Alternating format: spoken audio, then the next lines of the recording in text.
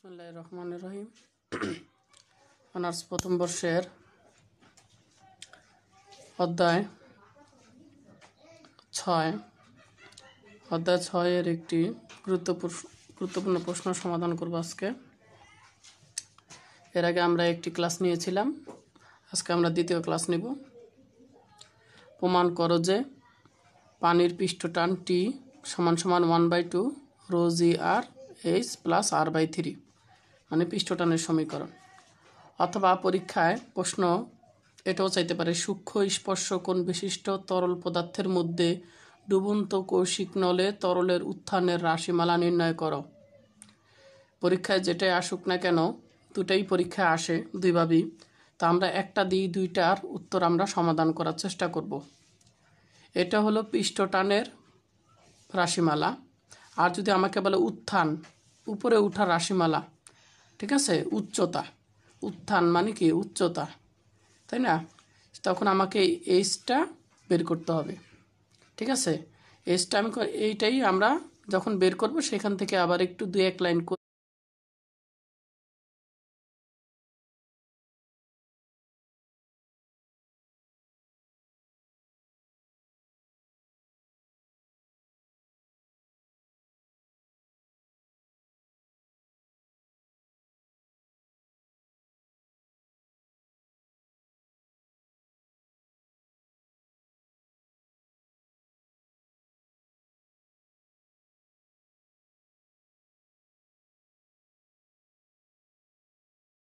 আমরা এইচটা এখানে রাখবো, বাকিটা সেট আপ এখানে করবো, তখন আমাদের হয়ে যাবে এটা উত্থানের রাশিমালা। তো বুঝতেই পারছো যে এটা সমাধান করলেই কিন্তু আমার এই প্রশ্নের সমাধান হয়ে যাবে। ওকে, আর এটা কিন্তু পরীক্ষায় আসার মতন প্রশ্ন। ওকে, প্রথমে আমি একটা চিত্র অঙ্কন করেছি, দেখছো এখানে আসলে কি, এখানে একটা পাত্রে প্রথমে পানি রাখা হয়েছে, আর এখানে একটি ফাঁপা নল রাখা হয়েছে। তো একটি কাঁচ নল রাখার কারণে দেখা যায় এই পাত্র থেকে পানি কোথায়, পৃষ্ঠটানের কারণে এখানে এই কাঁচ নল দিয়ে উপরে উঠে চলেছে। আমরা জানি পানির অনুসময়ের মধ্যে যে বল সেটা হলো কি, পানির অনুসময়ের মধ্যে বল আছে, আবার পানি আর কাচের ভিতরে কিন্তু এক ধরনের বল কাজ করে, তাই না? পানি আর কাচের ভিতরে যেই বল সেই বলটাকে আসঞ্জন বল বলে, আর পানির অণুগুলোর মধ্যে যেই বল তাকে বলা হয় কি, সাঞ্জন বল, তাই না? এখন এটা আসলে কি, পৃষ্ঠটানের কারণে এইখান থেকে এই পাত্রের পানিগুলা কোথায় উঠে গেছে, কাঁচনল বেয়ে উপরে উঠে গেছে। তো কাঁচনল দিয়ে উপরে ওঠার কারণে দেখো মাঝখানের পানিটা কিন্তু ঢেউয়ের মতন রয়েছে, তলের মতন রয়েছে, আর পাশের পানিগুলা কিন্তু উপরে কি বৃত্তাকারের মতন লেগে আছে, তাই না? ঠিক এরকম একটা আকৃতি গঠন করেছে। এরকম আকৃতি হওয়ার কারণ কি, এই জায়গায় আসলে কাঁচ আর হলো পানির ভিতরে যেই বল, ঠিক আছে, সেই আসঞ্জন বলের কারণে সে এই জায়গায় কি আছে, লেগে আছে, এই জায়গায় লেগে আছে, কিন্তু মাঝখানে তো আর কাঁচ নাই, এজন্য এই জায়গার পানিটা একটু কি আছে, গর্ত হয়ে আছে, ঠিক আছে। যেটা এই অংশটারই কিন্তু আমি এখানে কি করেছি, একটু বড় আকৃতি করে আমি এখানে চিত্রটা অঙ্কন করেছি, ঠিক আছে। আচ্ছা, এখন দেখো এই যে পানিটা কি করেছে, এই কাঁচকে স্পর্শ করেছে, ঠিক আছে। আমি যদি এখানে একটা স্পর্শ রেখা অঙ্কন করি, ঠিক আছে, স্পর্শ রেখা অঙ্কন করলে দেখা যায় কি, এখানে একটা কি তৈরি করেছে, এখানে একটা কোণ তৈরি করেছে। স্পর্শ রেখা কি করেছে, এই এই কাঁচনলের সাথে একটা কোণ তৈরি করেছে, এখানে থিটা, ঠিক আছে, এই থিটা কোণ তৈরি করেছে, তাহলে এটাকে বলা হয় স্পর্শ কোণ, ঠিক আছে। আচ্ছা, আর এখানে আছে কি, পানির যেই নিচের যেই বাহিরের যেই পানি, সেই পানি নিম্নতল থেকে এই যে পানিটা যে কাচে যে উঠেছে, সেই পানির যে নিম্নতল আছে, এই যে এটা হলো কি নিম্নতল, পানিতেই পর্যন্ত উঠেছে, কিন্তু এটা হলো কি পানির নিম্নতল। এই নিম্নতল থেকে এবং বাহিরের পাত্রের পানির উপরিতল থেকে এই যে উচ্চতা, এই উচ্চতাটাকে বলা হবে কি, এইচ ধরছি আমরা, ঠিক আছে। এই যে এই নিম্নতলটা হলো আমাদের এই যে এইটা, ঠিক আছে। ওকে, এখন পানি তো আসলে কি করবে, পানি এই কাঁচের সাথে কি করবে, একটা বল অনুভব করবে, তাই না? কাঁচ এবং পানির ভিতরে যে বল অনুভব করবে, তাই না? তাহলে এই যে ভিতরের কাঁচ নলের যে পানি আছে, এই পানিটা কি করবে, পানির একটা কি আছে, ওজন আছে। এই ওজনটা কোন দিকে কাজ করবে, এই ওজনটা কিন্তু পানির কাঁচ নলে যে পানি আছে, সেই পানির ওজনটা কিন্তু কি চাইবে, নিচের দিকে যাওয়ার চেষ্টা করবে, কারণ ওজন সবসময় কাজ করে কোন দিকে, নিচের দিকে কাজ করে। আচ্ছা, আর নিউটনের তৃতীয় সূত্র অনুসারে আমরা কি জানি, প্রত্যেক ক্রিয়ারই একটি সমান ও বিপরীত প্রতিক্রিয়া আছে। যখন এই পানিটা নিচের দিকে ক্রিয়া করবে, এই পানির ওজনটা যখন নিচের দিকে যাওয়ার চেষ্টা করবে, তখন কি করবে, এই যে তোমার কি আছে এখানে যে পৃষ্ঠ টানের কারণে পানিটারে কিন্তু এই কাঁচনলটা ধরে রাখবে। অর্থাৎ পৃষ্ঠ টানটা তাহলে কোন দিকে কাজ করবে, পানি যদি ওজন কাজ করে নিচ দিকে, তাহলে তার বিপরীত দিকে কি কাজ করবে, পানির পৃষ্ঠ টান কাজ করবে এদিকে, ঠিক আছে। এজন্য পৃষ্ঠ টানটা হলো টি, এদিকে দিলাম। এখন পৃষ্ঠ টান একটা ভেক্টর রাশি, এই কারণে সেটা দুইটা অংশ থাকবে। কটা অংশ, দুইটা অংশ। একটা হলো কাঁচ নল বরাবর উপরের দিকে ঊর্ধ্বমুখী একটা, এই পানিকে উপরের দিকে টেনে রাখবে কে, টি কস থিটা। আর এই যে পানিটাকে কাঁচ নলের সাথে যে আটকিয়ে রাখবে, ঠিক আছে, কাঁচ নলের সাথে আটকিয়ে রাখার কাজটা কে করবে, টানের টি সাইন থিটা অংশ। দেখো এইখানে পানিটাকে না আটকে রেখেছে, এটা কেন আটকে রেখেছে, যখন টানটা এই কাঁচ নলের দিকে বহির্মুখীভাবে এই পানিটাকে আটকে ধরেছে, অর্থাৎ এইখানে টানটা হলো পানিটাকে এই কাঁচ নলের সাথে আটকে রেখেছে টি সাইন থিটা, আর টি কস থিটাটা কী করেছে, টি কস থিটা এই পানিটাকে উপরের দিকে নেওয়ার চেষ্টা করছে। অর্থাৎ এই টানের দুইটা অংশ আছে, টি কস থিটা আর হলো টি সাইন থিটা। আর এই আটটা হইল কি, আটটা হইল যে কাঁচ নল আছে সেই কাঁচ নলের এটা কি ব্যাসার্ধ, ঠিক আছে, কাঁচ নলের ব্যাসার্ধ। আচ্ছা, চিত্র নিয়ে অনেকক্ষণ কথা বললাম, এবার আমি একটু বর্ণনায়, আমি আসলে এই উপরে আমি যা বললাম এতক্ষণ যাবৎ তাই কিন্তু আমার এখানে বলা হয়েছে। তা দেখো, দড়ি আর ব্যাসার্ধের একটা কৌশিক নলকে পানিতে নিমজ্জিত করা হয়েছে। এই যে আর ব্যাসার্ধের একটা নলকে ডুবানো হয়েছে, ফলে পৃষ্ঠ টানের জন্য পানির উত্থান ঘটে। এই পানিটা উপরে উঠছে কেন, উঠেছে হলো পৃষ্ঠ টানের কারণে।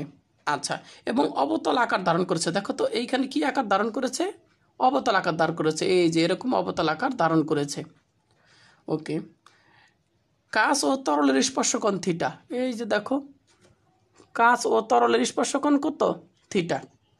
কৌশিক নলের ভিতরে পানির ওজন নিচের দিকে কাজ করে। তা আমি যেটা বলেছিলাম, এই যে নলের ভিতরে পানিটা আছে, এই পানিটা কোন দিকে ক্রিয়া করবে, নিচের দিকে কাজ করবে। পানি তো ওজন কোন দিকে কাজ করে, ওজন কাজ করে নিচের দিকে, অর্থাৎ এই পানিটার ওজন কাজ করবে নিচের দিকে। এই যে বলা আছে যে কৌশিক নলের ভিতরে যে পানির ওজন আছে সেটা ক্রিয়া করবে ঠিক কি নিচের দিকে ক্রিয়া করে। আচ্ছা, অপরদিকে কাঁচ ও তরলের বিপরীত দিকে নিউটনের তৃতীয় সূত্র অনুসারে টি টান ক্রিয়া করবে। ওই যে নিউটনের তৃতীয় সূত্র অনুসারে বললাম, ওজন যদি কাজ করে নিচের দিকে, তাহলে টান কাজ করবে, মানে এই পানিটাকে কাঁচের সাথে আটকে রাখার জন্য টান কাজ করবে, যেই সে টানটা কাজ করবে কোন দিকে, এটা ঠিক বিপরীত দিকে, অর্থাৎ উপরের দিকে কি করবে, এদিকে তার বিপরীত দিকে কি করতেছে, টান দিয়ে এই পানিটাকে ধরে রেখেছে এই কাঁচ নলের সাথে, ঠিক আছে। ওকে, এটাই বলা আছে। এরপর বলেছে কি, দেখো বলা আছে যে টি টানের দুইটি উপাংশ থাকে। আমি দেখিয়েছি দুইটা উপাংশ থাকে, একটা টি কস থিটা আর একটা হলো কি, এই যে টি কস থিটা আর একটা হলো টি সাইন থিটা, তাই না। টি কস থিটা পানিকে উপরের দিকে ধরে রাখে, আর টি সাইন থিটা এটা কাঁচের সাথে আটকে রাখার জন্য কাজটা করে। আচ্ছা, এরপরে দেখো, তা টি কস থিটা উপাংশটি ক্রিয়া ঊর্ধ্বমুখী, দেখছো টি কস থিটা কিন্তু উপরের দিকে ধরে রেখেছে, আর টি সাইন থিটা কি করেছে, উপাংশটি ক্রিয়া হলো বহির্মুখী। এই দেখো এটিটা হলো কোন দিকে, টি সাইন থিটা কোন দিকে, এটা হলো বহির্মুখী, বাইরের দিকে এটাকে কি ক্রিয়া করে, যাতে করে এই পানিটা এই কাঁচের সাথে আটকে থাকে। তা তোমরা একটু চিন্তা করে দেখো, এই জায়গায় যদি টি সাইন থিটা এখানে কাজ করে এবং টি কস থিটা যদি উপরে কাজ করে, ঠিক আছে, তাহলে ঠিক এইখানেও তো ঠিক এরকম একটা কি টান কাজ করবে। তাহলে সেই জায়গায় একটা টান কোন দিকে কাজ করবে, এদিকে একটা টান কাজ করবে, সেই টানটা হবে কি এরকম টি সাইন থেটাই হবে। আর এইখানেও একটা কি হবে ঊর্ধ্বমুখী, এই কাজ বরাবরও কিন্তু একটা টি কস থেটা থাকবে। এখন দেখো টি কস থেটা উপরেই দুইটা, আর একটা টি সাইন থেটা হলো এদিকে, আর একটা টি সাইন থেটা এদিকে। যেহেতু টি সাইন থেটা একটা এদিকে আর একটা টি সাইন থেটা এদিকে, তাহলে এরা পরস্পর দিক হলো ভিন্ন, বিপরীতমুখী, এবং এদের টান কিন্তু সমান। এজন্য এই টি সাইন থেটা আর এই সাইডে টি সাইন থেটা কী করবে, পরস্পরকে নিষ্ক্রিয় করে দিবে, ঠিক আছে। আর টি কস থেটাগুলো কার্যকর হবে। তা আমি এখানে দেখো লিখেছি যে কাঁচ ও তরলের স্পর্শ যদি আমরা বৃত্ত বিবেচনা করি, তাহলে কাঁচের ভিতরে পানিটা এরকম অর্ধবৃত্ত দেখা গেলেও আসলে কাঁচটা যদি এরকম গোল থাকে, সেই পানিটা কিন্তু এরকম বৃত্তাকার আকারেই থাকবে পানিটা, তাই না। তাহলে বৃত্তাকার যদি বিবেচনা করি, তাহলে বহির্মুখী উপাংশ টি সাইন থেটা কী হয়ে যাবে, টি সাইন থেটা কিন্তু নাকচ হয়ে যাবে। কারণ একটা বৃত্তের চারদিকে যদি আমরা বহির্মুখী বল চিন্তা করি, এদিকে একটা বল চিন্তা করি, টি সাইন থেটা তো সব বহির্মুখী, তাই না, সব বাইরের দিকে। তাহলে টি সাইন থেটা কিন্তু বহির্মুখী হলে প্রত্যেকটা টি সাইন থেটা কিন্তু পরস্পরের বিপরীত দিকে কাজ করবে, অর্থাৎ টি সাইন থেটা কিন্তু নিষ্ক্রিয় করে দেবে, যেটা আমি এখানে বলেছিলাম। টি সাইন থেটা এইখানে একটা কাজ করে, এখানে একটা কাজ করে, এবার প্রত্যেক চারদিকে কিন্তু টি সাইন থেটাগুলা কিন্তু পরস্পর বিপরীতমুখী। এজন্য বলেছে টি সাইন থেটা পরস্পরকে নাকচ করে দিবে, ঠিক আছে। আচ্ছা, তাহলে পানিটাকে উপরের দিকে উঠার জন্য কাজ করে কি, টি সাইন থেটা যদি নিষ্ক্রিয় হয়ে যায়, কাজ করবে কে, ঊর্ধ্বমুখী বলটা কাজ করবে। তাহলে ঊর্ধ্বমুখী বল সমান সমান কি, ঊর্ধ্বমুখী বলটা আমরা পাবো ওই যে টানটাকে যদি আমি দৈর্ঘ্য স্পর্শ দৈর্ঘ্য দ্বারা গুণ করি। এখন দেখো বলটা আসলে কাজ করবে কি, আর এখানে স্পর্শ দৈর্ঘ্য কেন দিলাম, আসলে টানটা কতটুকু জায়গায় কাজ করে, তাই না, টানটা কতটুকু জায়গায় কাজ করে।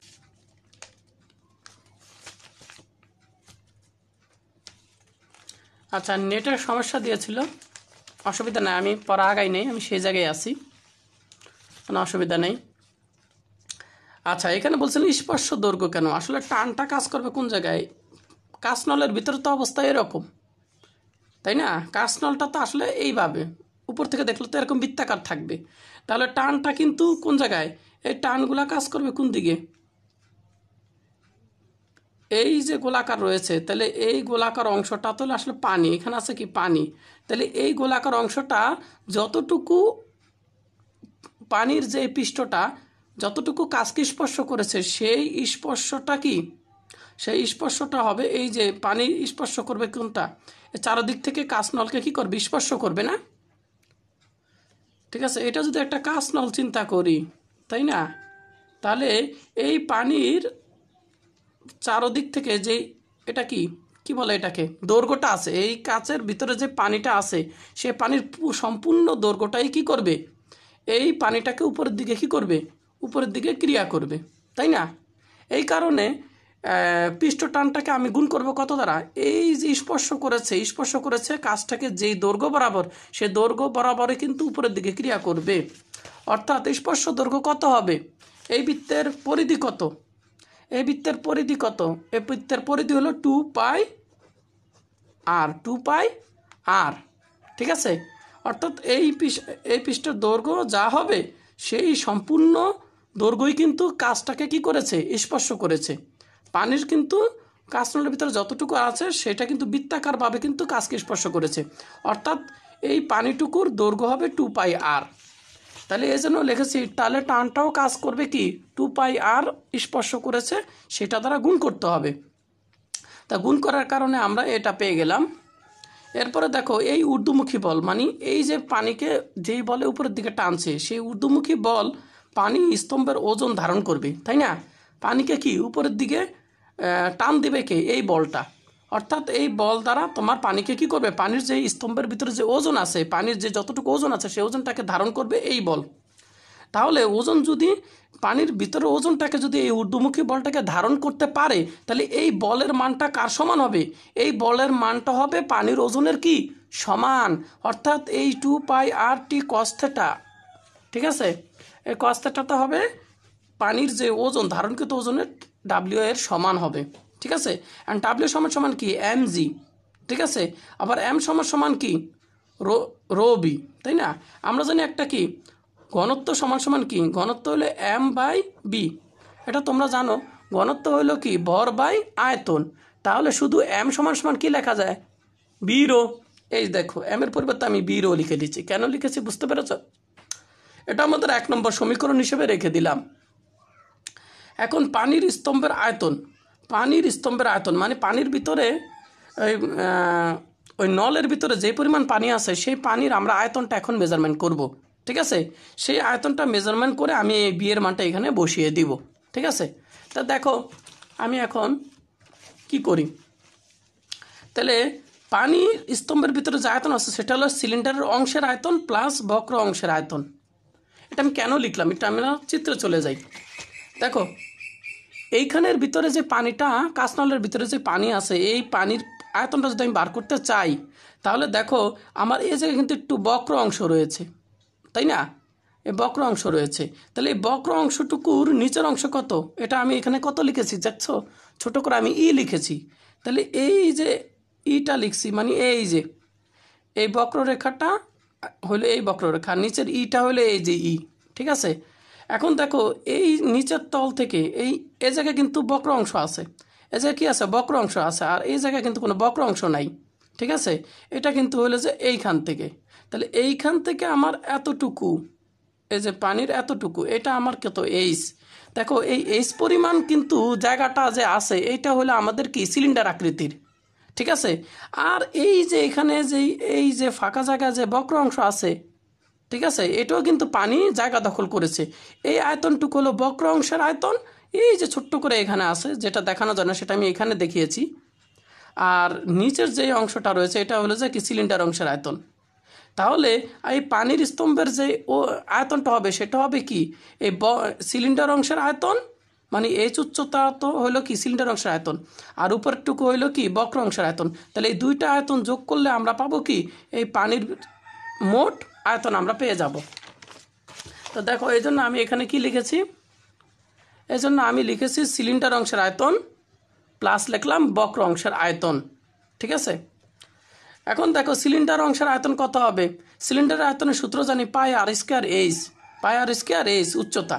ঠিক আছে, আর বক্র অংশের আয়তন, বক্র অংশের আয়তনটা একটু ঝামেলা আছে। দেখো বক্র আয়তনটা ছিল কীরকম আমাদের, এই যে বক্র অংশটাকে কিন্তু আমি একটু বড় করে দেখিয়েছি, এইখানে ছোট্ট করে দেখা যায় এই জন্য আমি এখানে অঙ্কন করেছি। দেখো বক্র অংশের ভিতরে কিন্তু এই যে পানি এখানে অবস্থান করছে, আর কিন্তু এই জায়গায় একটু পানি অবস্থান করছে। তাহলে এই পানিটুকুর আয়তন আছে, সে আয়তন আমি কেমনে বের করব, তাই না? এখন দেখো আমি যদি এখান থেকে একটা রেখা আঁকি আর এই যে নিচের তল দিয়ে একটা রেখা আঁকি, তাহলে এই অংশটা কি হয়ে গেছে, এই অংশটা আবার কি হয়ে গেছে, একটা সিলিন্ডার হয়ে গেছে। খেয়াল করে দেখো এটাও আবার একটা কি হয়ে গেছে, সিলিন্ডার আকৃতির চঙ্গু হয়ে গেছে। তাহলে এ বি সি ডি এই পুরাটার ক্ষেত্রফল হবে, এই পুরাটার আয়তন কত হবে, এই পুরাটার ক্ষেত্রফল হবে ঠিক আমরা এইটার মতন যেভাবে সূত্র বার করেছি পাই আর স্কোয়ার এইচ। তাহলে এই এ বি সি ডি এইটাও তো একটা সিলিন্ডার হয়ে গেছে। তাহলে এ বি সি ডি অংশের ক্ষেত্রফল থেকে আমি যখন বাদ দেব কতটুকু, এ ই বি মানে এই অংশটুকু যখন আমি বাদ দিব তখনই আমার এই অংশটুকু আর এই অংশটুকুর আয়তন বের হয়ে যাবে। অর্থাৎ A B C D, A B C D এই সিলিন্ডার অংশের ক্ষেত্রফল থেকে আয়তন থেকে যখন আমি এ ই ডি, এ ই বি, এই এ ই বি এইটা হলো কি অর্ধবৃত্ত, এটা হলো কি অর্ধবৃত্ত কিন্তু, বা এটা তো আসলে গোলক, অর্ধগোলক। এই অর্ধগোলকের আয়তনটা যখন আমি বিয়োগ দিব তখনই আমি কিন্তু এই আমার পানির বক্র অংশের আয়তনটা আমি বের হয়ে যাবে। এই জন্যে আমি দেখো এই জায়গায় আমি কি লিখেছি, A B C D, A B C D সিলিন্ডারের আয়তন মাইনাস এ ই বি অর্ধগোলকের আয়তন বিয়োগ দিলে আমরা পেয়ে যাব বক্র অংশের আয়তন। তাহলে দেখো বক্র অংশ এ বি সি ডি সিলিন্ডারের আয়তন কত, পাই আর স্কয়ার, এখানে কত হওয়ার কথা ছিল, এইটার মতনই এইচ হওয়ার কথা ছিল, তাই না? কিন্তু এইটা আমাদের যে উচ্চতা ছিল সেই উচ্চতাটা আমার কত ছিল, ছিল আমার এইচ, তাই না? কত ছিল, এইচ ছিল। আর তোমরা একটু এইটা দেখো, এইখানে আমার উচ্চতাটা কত, এইখান থেকে এতটুকু, আর তাহলে আমি এইখানে যদি আমি, এইখানে তো আসলে বক্ররেখা, তাই না? তাহলে এই এ বি সি ডি এটার উচ্চতা কত? এটার উচ্চতাটা কত আছে? এটার উচ্চতাটা আছে হলো আর। এটার উচ্চতা কত? এখান থেকে এতটুকু কত আছে? আর। অর্থাৎ এই অর্ধগোলকের উচ্চতাটা, অর্ধগোলকের ব্যাসার্ধটাই হইল এই যে তোমার এ বি সি ডি সিলিন্ডারের কি উচ্চতা হিসেবে কাজ করতেছে। এই অর্ধগোলকের যে ব্যাসার্ধ আরটাই হইল এ বি সি ডি এইটার কি উচ্চতা হিসেবে কাজ করছে। ঠিক আছে, তাহলে এই কারণে কিন্তু আমি এখানে কি লিখেছি, এটা লিখেছি পাই আর স্কোয়ার এইচ, আর এটা লিখেছে পাই আর স্কোয়ার আর। এই আরটাই হইল এ বি সি ডি সিলিন্ডারের উচ্চতা। আর এ ই বি অর্ধগোলকের আয়তন, তা গোলকের আয়তন কত? 4/3 পাই আর কিউব। আর যেহেতু অর্ধগোলক তাহলে এখানে কি হবে? হাফ হবে। এরপর আর কি, এরপর আর তেমন বোঝানোর কিছু নাই। এখানে আমরা কাটাকাটি করেছি, তারপর এখানে লসাগু করেছি, লসাগু করে যা আছে তাই এখানে বসিয়ে দিয়েছি, আর এটা যা আছে তাই। তাহলে এটা আমরা কি পেয়ে গেলাম? আয়তন পেয়ে গেলাম, পানি স্তম্ভের আয়তন পেয়ে গেলাম। এখন এই আয়তনটা কোথায় বসিয়ে দিব? এই আয়তনটা আমরা বসিয়ে দিব 1 নম্বর সমীকরণে। ঠিক আছে, এই দেখো বসিয়ে দিলাম 1 সমীকরণ, লিখে দিয়েছি 1 সমীকরণ। তো 1 সমীকরণে এই দেখো এখানে মানটা বি এর মানটা বসিয়ে দিয়েছি। বসিয়ে দেওয়ার কারণে এখন দেখো কি করেছি, এখন এই জায়গা থেকে কমন যায় কি? পাই আর স্কোয়ার কমন নিলাম, আর এটা যা আছে তাই। এরপর দেখো এখান থেকে আমার এই পাইটা চলে যায়, এই যে পাই চলে যায়, এখান থেকে একটা আর, এখান থেকে একটা আর চলে গেল। তাহলে এখানে থাকে কত? 2t cos θ থাকে। আর এখানে থাকে কটা আর? পাই তো চলেই গেছে, আর থাকে একটা, আর রো জি, এই যে রো, আর হইলো জি, এই যে রো জি, আর এটা যা আছে তাই। এখন দেখো আমি তো টানের রাশিমালা বার করবো, পৃষ্ঠ টানের, তাহলে আমার এই 2 cos θ এটা কোথায় চলে যাবে? এটা আমি নিচে দিয়ে দিলাম। ঠিক আছে, আর আমার এখন কাঁচ আর পানির ক্ষেত্রে সূক্ষ্মকোণের মানটা সবসময় হয় কত? 0 ডিগ্রি হয়। কাঁচ ও পানির ক্ষেত্রে মধ্যবর্তী কোণ কত হয়? সূক্ষ্মকোণটা হয় থিটার মান 0 ডিগ্রি হয়। তাহলে 0 ডিগ্রি যদি হয়, কাঁচ আর পানি যদি হয়, ওই তরলটা যদি হয় পানি আর ওটা যদি হয় কাঁচ, সত্যিকারে যদি কাঁচ আর পানি হয়, তাহলে থিটা হবে কত? 0 ডিগ্রি। আর 0 ডিগ্রি হওয়ার কারণে কস থিটাটা আমার কত হবে? কস 0 ডিগ্রি হবে। আমি একটু এভাবে লিখি, কস কত থিটা সমান সমান কত? কস 0 ডিগ্রি সমান সমান কত হবে? 1 হয়ে যাবে। ঠিক আছে, অর্থাৎ এখানে যদি আমি 1 বসাই, তাহলে নিচে এখানে কত থাকে? 2 থাকে, তাই না? এই দেখো, তাহলে এই সমীকরণটাকে আমি কি লিখতে পারি? টি সমান সমান 1/2, কারণ এখানে তো কষ্টটা থাকবে না, আর বাদ বাকি সব থাকবে। তাহলে ইহাই হইলো আমাদের কি? পৃষ্ঠটানের রাশিমালা। এখন দেখো পরীক্ষায় কিন্তু এই প্রশ্নটা না এসে তোমার কিন্তু উত্থানের রাশিমালা, তরলের উত্থানের রাশিমালা আসতে পারে। তাহলে উত্থানের রাশিমালা আসলে তোমাকে আরেকটু কাজ করতে হবে। এখানে হবে পৃষ্ঠটানের রাশিমালা, একটা উত্তর শেষ। আর পরীক্ষা যদি উত্থানের রাশিমালা আসে, তাহলে আরেকটু লিখতে হবে এরপরে তোমাকে যেটা লিখতে হবে, তোমাকে এই যে 2t, এখানে তোমার উচ্চতা কোথায় আছে? এই উচ্চতা এখানে আছে। তাহলে আমি এই অংশটাকে আমি কি করতে পারি? এই অংশটাকে আমাকে সরাইতে হবে। এই যদি বার করতে হয়, তাহলে আমার এই অংশটা কি করতে হবে? সরাইতে হবে। তাহলে এইখানে আছে কত? আরপিজি, এটা তো উপরে আছে, আর এটা হলো 2, তাহলে আরপিজি ডিভাইডেড 2, এটা যদি এইখানে যায়, তাহলে ভগ্নাংশ কী হয়ে যায়? উল্টে যায়। অর্থাৎ 2 যাবে উপরে, আর আরপি যাবে কোথায়? এটার নিচে যাবে, এই যে নিচে চলে গেল। তাহলে এখানে বাদ বাকি থাকে এইচ প্লাস আর ডিভাইডেড 3 থাকে। এখন আমাদের যেহেতু উত্থানের রাশিমালা বার করতে হবে, তাহলে আমাদের শুধু এইচকে একা রাখতে হবে। অর্থাৎ এই প্লাস r/3কে আমাকে এটা এইখানে নিয়ে গেলে আমার কি থাকে? এই যে উত্থানের রাশিমালা হয়ে গেল। পরে এটা আমি একটু সাইডটা একটু ঘুরিয়ে দিলে এটা হয়ে গেল ইহাই তরলের উত্থানের রাশিমালা। বুঝতে পেরেছ? তাহলে এইটা কিন্তু পরীক্ষায় 100 পরীক্ষায় থাকার সম্ভাবনা আছে, এর ব্যতিক্রম হওয়ার কোনো কথা না। তা সবাই এই প্রশ্নটা ভালো করে পড়েন। কোনো যদি সমস্যা হয়, তাহলে অবশ্যই সে অংশটা আমাকে কমেন্ট করে জানাবেন কোন অংশটা বুঝতে